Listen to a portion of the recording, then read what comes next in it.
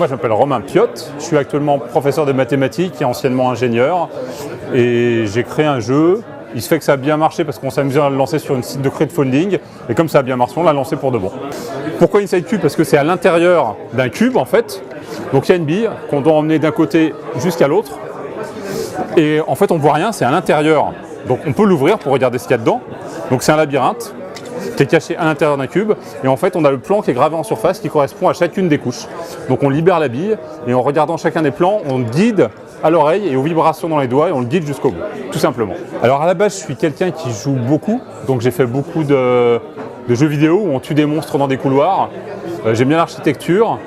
Et le truc le plus important pour moi, c'est une scène de Alien en fait, où il y a un bonhomme qui a un lance-flamme, il y a un alien qui arrive, il a un petit radar, et en fait il voit le monstre arriver sur le radar, mais il n'est pas au même niveau que lui, il est sur un autre plan.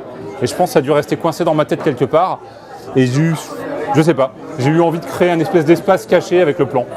On ne savait pas à qui on le destinait, hein. Moi je l'ai fait pour moi parce que j'aime bien jouer. Alors c'est une sorte de, on va dire que c'est un casse-tête, mais effectivement c'est plus un truc pour les joueurs. Donc c'est vraiment les geeks, c'est les gens finalement pas forcément qui sont fans de casse-tête au sens strict comme d'habitude, c'est vraiment un jeu de découverte. On a une espèce de labyrinthe qu'il faut découvrir, explorer soi-même.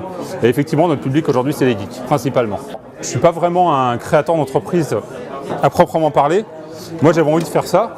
Donc le crowdfunding a très bien marché, on a fait une levée de fonds et c'est là qu'on a créé l'entreprise pour lancer ça. Il se fait que maintenant c'est bien marché, on est distribué dans plein de pays.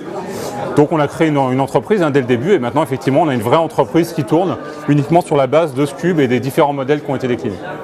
Alors ça c'est une bonne question, je ne m'étais pas du tout posé la question. Pour l'instant on est en mode garage, on n'a pas d'employés, on n'a rien du tout. On fait ça comme on sent. On va certainement être obligé de s'organiser un petit peu parce qu'on en est à 75 000 produits vendus cette année. Ça commence à être un petit peu compliqué avec la logistique.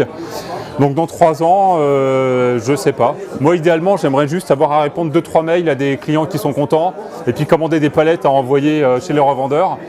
En fait, c'est un peu idéal, je pense que je vais avoir des problèmes. Alors le coût, en fait, il y a différents modèles. Les petits modèles, c'est 10,90 et on a des modèles plus gros qui sont à 16,90 ou à 18,90 en fonction de la complexité. Et on peut les trouver, alors on est distribué un peu partout sur Terre. On nous trouve principalement quand même en France, bien sûr. En France, c'est plutôt les boutiques de geeks, on va dire. Là où on vend des jeux de cartes, des jeux de plateau, des jeux de rôle. On nous trouve aussi quand même chez Cultura.